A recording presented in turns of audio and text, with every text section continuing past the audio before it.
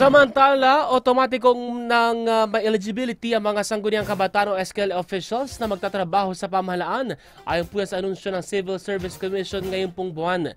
Sila ng CSC Resolution number 250072, ang mga nahalata in-appoint na SKL officials na nakakumpleto na 3 taong termino ay mabibigyan ng benepisyo ng sangguniang kabataan official eligibility o SKOE.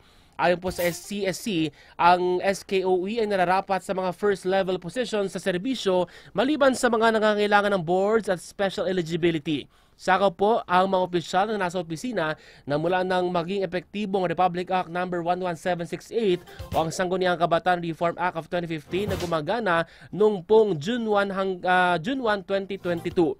Nilinaw naman po ng komisyon na ang mga SK chairperson ay covered ng Barangay Official Eligibility o BOE at hindi ng SKOE. Wala rin umano dapat ang ganitong kamag-anak o ugnayan ng second civil degree sa kahit na sinong nahalal na opisyal sa kanilang lugar.